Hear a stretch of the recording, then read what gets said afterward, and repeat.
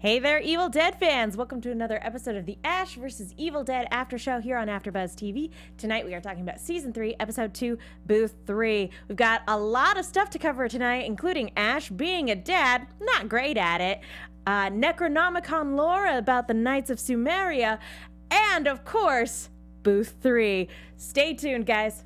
You're tuning into the destination for TV superfan discussion, AFTERBUZZ TV. And now, let the buzz begin. I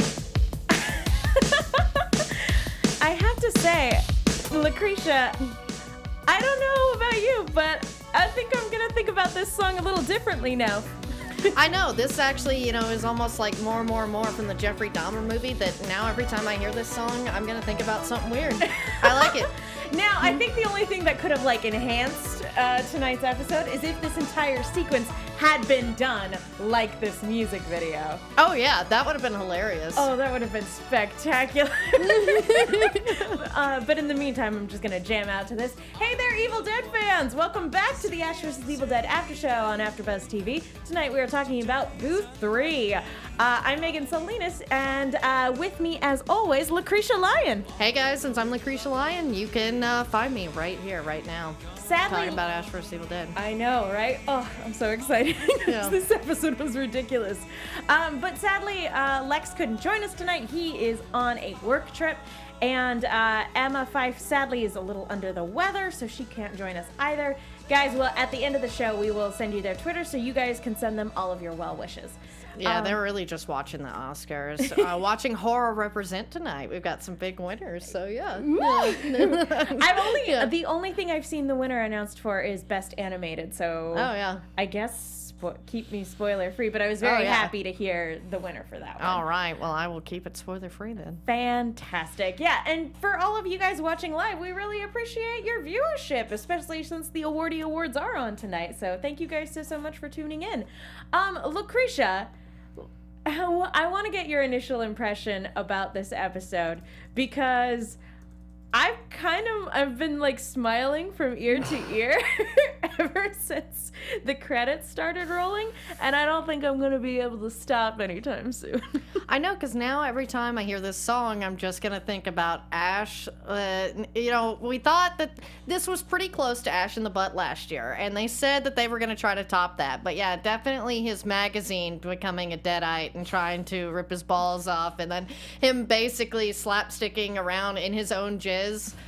I mean, that was pretty good. I don't think it quite tops the morgue scene from last season, although I feel like that is completely debatable, because I don't know how you top that scene, but the second he walked into a sperm clinic and you see sort of the sort of parallel in terms of look to that scene from last year, and I was like, oh my gosh, are they going to do it? This is the scene that everybody's been talking about leading up to this episode, because a few people were mentioning before the episode airs, I think Sam Raimi in particular, and correct me if I'm wrong, listeners, viewers, but apparently Sam Raimi said that this episode had one of the best scenes in all of the Evil Dead franchise as a whole. Now, would we say that this scene sort of, does that line up with that hype? It's pretty damn close if it doesn't. I don't know if it would be in my top 5 moments, but I would say definitely top 10 for sure. Oh yeah, topping Ash in the Butt is almost near impossible to me. But they came pretty close, especially when it's you see the whole setup and you're like, oh god, stuff's gonna happen here, and you just know it, but then you're very pleasantly surprised, because I wasn't expecting it to be the magazine, or, no. I mean, certainly all the sperm everywhere, and the stuff about his dad was really funny. We love Ash, but it's also really fun to see his vices, especially in this incarnation of Ash. It's fun to see his vices catch up with him in various ways, because he's we love him, but he's an arrogant, misogynist kind of dirtbag sometimes. So even though he like fights evil all the time, there's something kind of gratifying about seeing a porno magazine come to life and inflict pain on his junk. Like, there's just something really funny and like karmically satisfying about that. Well, yeah, especially like just before this scene, he is then reminded of the fact that he's like, yeah, who knew that having all that sex was gonna come back to haunt you one day? And Kelly's like, yeah, who knew? That's why I love is she's always there to put Ash in his place and be sarcastic about it. But yeah, it's like, and then he starts to think about it and he's like, oh crap, you know, that's how he made the bulk of his income. I'm sure it was at the sperm bank. And apparently, like father, like son. Yeah. That scene when he initially walks into the sperm bank and they said that his father, Brock, was also a great donor, but that they could never use any of it. Because of syphilis, and he's like, TMI. TMI, guys. Like, knowing that you go to the same sperm bank as your father, that you have a regular booth. Gross. Yeah. This whole setup. And not to mention, can we talk about the fact that I think everyone in Elk Grove is like morally reprehensible? Because this woman was willing to break the law for the town hero because of a 30% coupon. Yeah, dude, I'm like, I should move there. I got a ton of Bed Bath & Beyond coupons. It's like, I wonder what I could get for those. These people are willing, like, I'd be an excellent private investigator.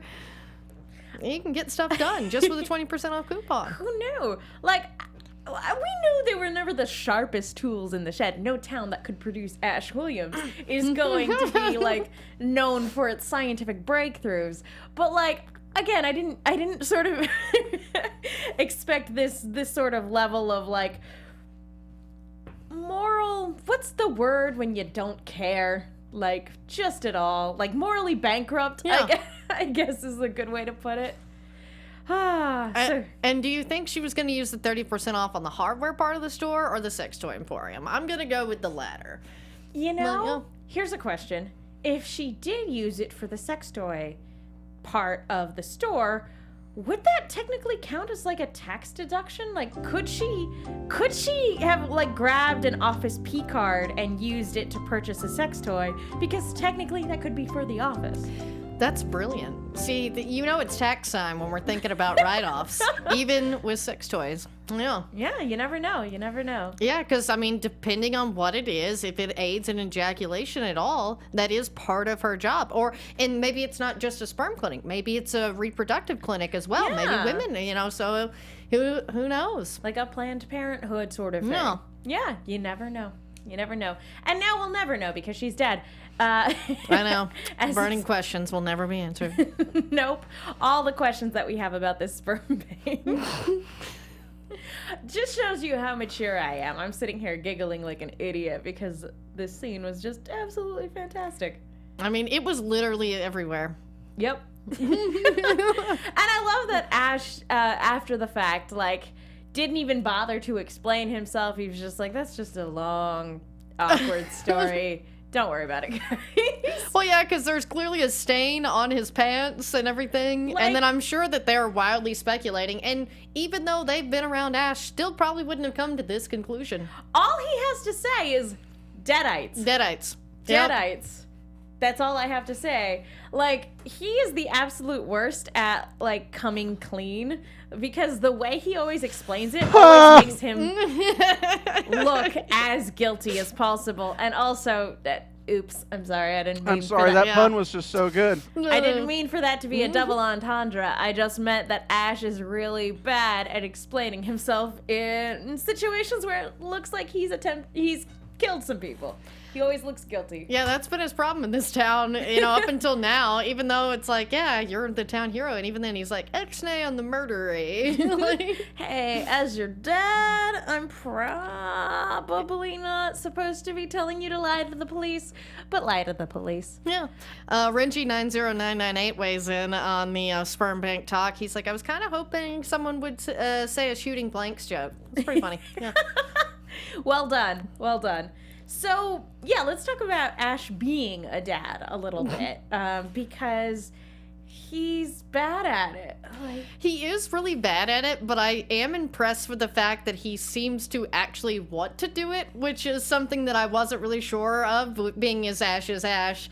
And he's very much a lone wolf. I mean, he didn't even really want to take Pablo and Kelly in, and then, you know, that's eventually happened. So it's good to see that he's trying, I guess. yeah, I think part of like the initial reaction of like, oh, I have a kid, and that initial fear, I think a lot of that is sort of washed away when he starts thinking about like, I'm a dad. Like, again, he's not great at it, but it's like, hey, you're my kid, I'm your dad. Like, this could be a cool thing. The fact that she's almost an adult, I think, makes it a lot easier for him to accept than if somebody came to him with a baby, and then he'd be like, whoa, and he would just probably take off as soon as possible.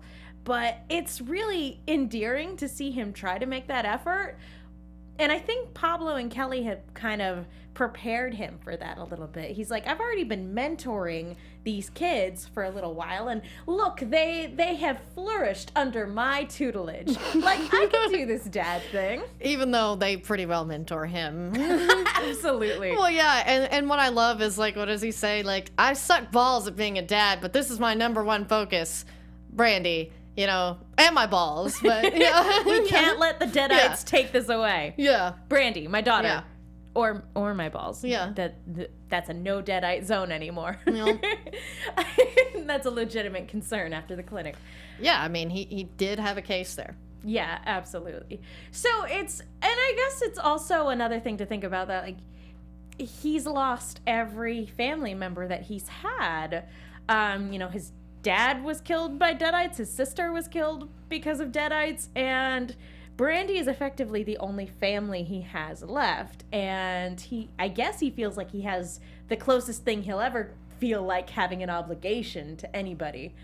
And he seems surprisingly responsible when it comes to his store. He's like, we gotta fight evil, but also I run a business. I run a legitimate establishment. I think he takes a lot of pride in his store, oddly enough. And that's what I like, too, is we do see some sort of adult behavior from Ash, wanting to put Brandy first in the only Ash way he can. And then you see him, like, actually caring about his store. Because I do feel like there's a part of Ash, even though he and his dad had issues, that's what seems to be driving him with this store, is his dad's legacy, because he's just crossing out his dad's name and putting his anyway. It's like he doesn't want to take it away, or he's cheap one. It's one part being cheap, one part being lazy, and one part being, I'll cross my dad's name out, but I'm not going to take my dad's name down. See, this is Ash. He's a little bit of a sweetheart, but mostly just a fuck up. It's all those things. That's Yeah. what makes him an interesting, lovable character. But something also kind of sort of surprising is that Ruby, when, you know, she came to this town from the future, decided to establish herself in the school of all places before it was widely known that this girl was Ash's daughter. So it's kind of interesting. It's like, how long did she know ahead of time that this was Ash's daughter? Or did she just sort of establish herself as the school counselor because it just seemed to be a convenient place to lay low? Yeah, like, that's what I found odd, because she seemed surprised by Brandy saying that, but I think that maybe she's surprised that she knows. Because knowing Ruby, she had a plan to get rid of Ash's offspring, and that's why she's planning herself and trying to get Brandy to trust her, because the idea, I think, is Brandy has to kill Ash for her baby to be able to do it. So she has to, like, befriend her, but I think she kind of was hoping Brandy wouldn't know he was her dad, maybe, because that did throw me off a little bit. Yeah, and the fact that Brandy now feels like this counselor is the only friend she has left in the world, it's like that says a lot, one, about Brandy and her social circles, and two, about how long Ruby has been planning this as sort of a long con. Well, because, too, didn't Brandy just move there as well? Like, that was sort of like a new thing. So she hasn't been there very long, and that may have been the thing, is Ruby, you know, established herself on purpose to this new student and everything. You know? Maybe. I don't know. It's hard to say, but yeah, kudos to Ruby. Before we keep going with the episode, I wanted to talk to you guys really quickly. We have an announcement here at AfterBuzz, and we want to ask our viewers: do you guys want to have fun, learn, grow in all areas of your life? For those who do, have we got a podcast for you? Conversations with Maria Menounos. Podcast edition is hosted by our AfterBuzz TV founder, Maria Menounos, and drops every Friday on iTunes. Conversations with Maria Menounos features celebrity and influencer interviews, along with secrets and tips on how to be better in all aspects of life, from health and wellness to career and relationships, finances, and more. Let our Maria be the big sister you never had. Just go to iTunes and subscribe to Conversations with Maria Menounos for free. Be sure to rate and comment when you do, let Maria know it was us who got you there. Specifically, us, the Ash versus Evil Dead panel. Conversations with Maria Menounos podcast edition. Check it out. No joke, guys. We wouldn't be here if it weren't for Maria and Kevin, who founded this network. So it would really mean a lot to us if you guys went to iTunes to check that out. And honestly, I feel like Ash could have learned. He clearly wants to grow in his life and become a better person. I feel like he needs to subscribe to the podcast. Yeah, he really does need some help. He's making that effort. And you know what? That's the first step. The second step is subscribing on iTunes. And that is the thing, as we do see Ash, and maybe we will see him use, podcasting to learn about how to be a better dad and a better hardware and sex emporium owner. Oh my gosh, could you imagine the Ash podcast? Like, as hosted by Ash. Like, I'm going to give you all the tips on how to fight evil and kill demons and stuff. And it's great. And also, I'll give you lots of sex tips along the way. That would be the Ash podcast. Like, they would be, those are the Ash's two things. And then bad parenting advice. Yeah. That would be fantastic. So speaking of Ruby, we also have this cold open where we kind of pick up from where we left off at the last episode, where she's getting ready to give birth to this demon spawn. And she nearly hits this couple of hitchhikers, and that's when the deadite baby explodes into the back seat. I really appreciated this cold open. It's really cool whenever they decide to go gory. And we get a little bit of that slapstick that we get later in the episode with just how cartoonish and over the top it is to have a deadite baby just go to town on this poor hitchhiker. Yeah, what I always love about this show is every open is always like blood's better. So you know that's coming, but you're just like, oh, I would have thought it was the blood all over the inside the car. It's like, no, we gotta wait till, we're gonna go a little bit longer until the deadite baby just gets this guy. I will say, I would not want to be a hitchhiker or a camper or really any bystander doing anything in the Ash vs. Evil Dead world. You go outside of your apartment and or house, and you could run into a demon. That's all I'm saying. That is what happens. Renji90998 in the chat says, Rosemary's Baby got nothing on rubies. I like that. Now there's a mashup I'd love to see. Exactly. It's like, it is a demon spawn. Love to see those two kids duke it out for sure. So one of the things, talking about the Necronomicon, and we find out that this demon spawn was basically born from Ash's image, which explains why she was wiping the blood all over that picture of him in the Necronomicon. So that's an interesting way to go about it if she's trying to, sort of knock off the chosen one and have the chosen one's, I guess, destiny passed down to someone else, which I didn't realize was something that could be done, but that's always fun learning new things about the Necronomicon. Well, it is very biblical, creating someone in your image to be the savior. The savior. It's like, wasn't that Jesus? I was like, I haven't been to Sunday school in a long time, but I was like, nobody tell Ash that he is Jesus. No. He has a big enough head being told he's El Jefe and the chosen one. No one tell him he's Jesus. Yeah, I feel like someone's gonna make that comparison later, though. I always appreciate whenever they do creative things with Necronomicon lore. Like, I loved the little bits of animation that we got. Yeah, that was really cool how they did it. That's why it's like you couldn't have done the take on me bit. Exactly. Yeah. Just make it all sketchy. You even established earlier in the episode that you guys can do that. You got animators. Yeah. But we found out about this story that gives us a little bit more background on Ruby herself and on sort of the history of the Knights of Sumeria. And one, it was created by the Dark Ones, as we well know, but also that the Dark Ones were betrayed by one member, who happens to be Ruby, which is new information if I'm not mistaken, because we've just known that she's a Dark One. So she banished them away. So she's Lucifer? Potentially.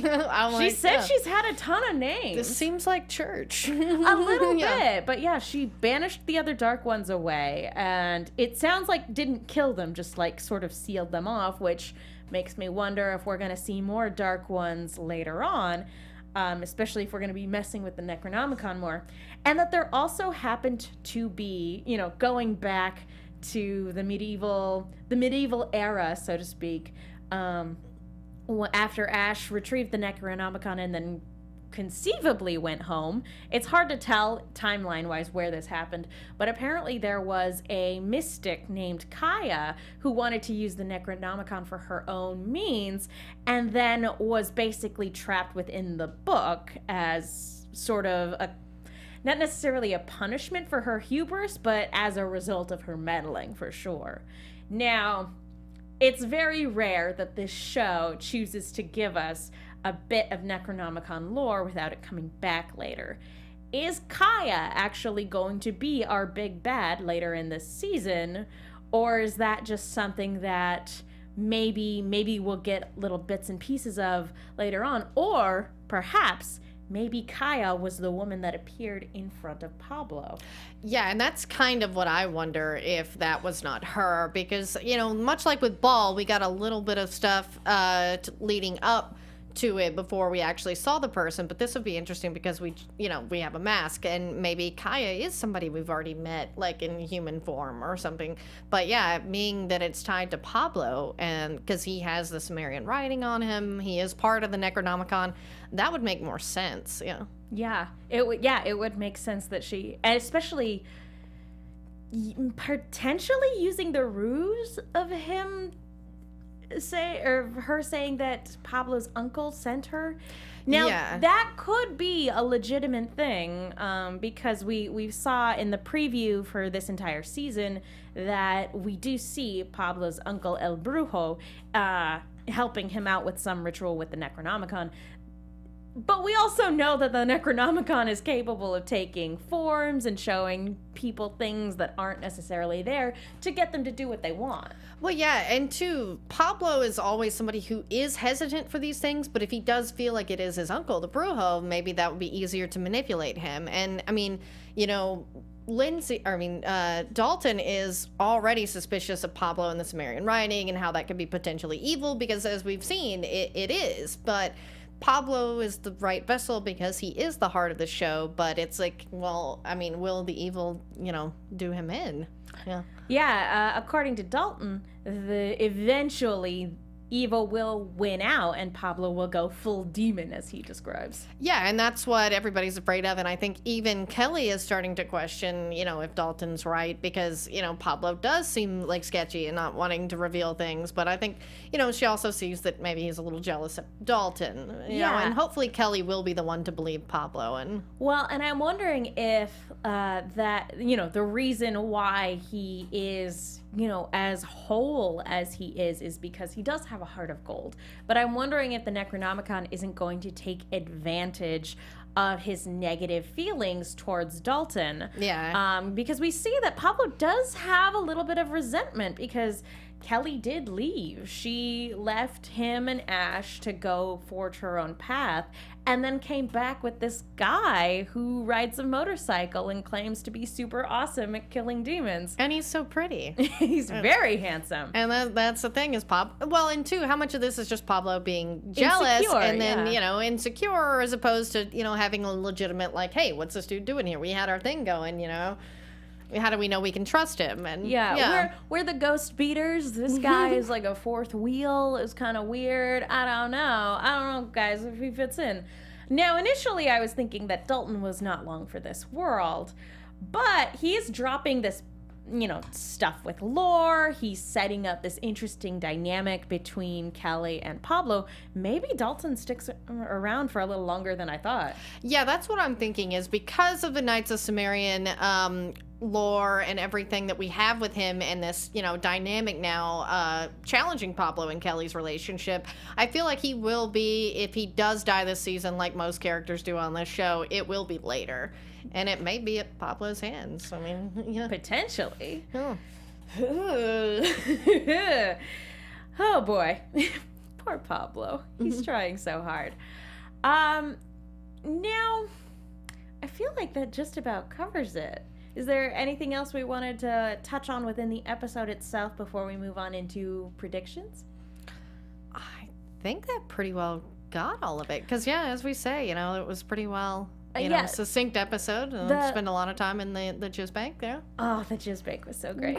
Now, the only thing I guess I do want to touch on, it's mostly Brandy oriented, but that, again, I think we can save that for predictions. So yeah, let's go ahead and dive on into some predictions. And now, your AFTERBUZZ TV predictions. So, talking about Brandy. Knowing that Ruby is there to manipulate her, and again, knowing that Ruby has been there for some time and has grown close to Brandy, how long do we think it's going to last that Brandy will stick around with Ash and team? Well, yeah, actually, I had the benefit of talking with Ariel Carver You did! and Neil, so You did! I actually have a little bit of scoop, and if you guys want to see the rest of the interview, it is on the same channel for AfterBuzzTV.com. Feel free to watch that. She was a delightful young lady who was also a Buffy fan, but back to Ash vs. Evil Dead. She said that in one of the previews that we watched is that she will be, very cautious of Ash, especially, she was unaware of this person. All she knows him as the jokey town hero who everyone forever thought killed somebody, and now Ruby has planted that seed. So Ruby, I think, will be controlling Brandy, and her feelings about her father, at least for the first couple of episodes. It does seem that their relationship is going to be a little bit more, I think, grounded for Ruby, because as she says, Ash is a goofy weirdo, and it's like, wouldn't you be a little cautious of this guy? If an Ash-type character wandered into my life right after the horrific death of my mother, and was being all Ash about it, yeah, I'd probably be like, okay, yeah, cool, bye. Not great.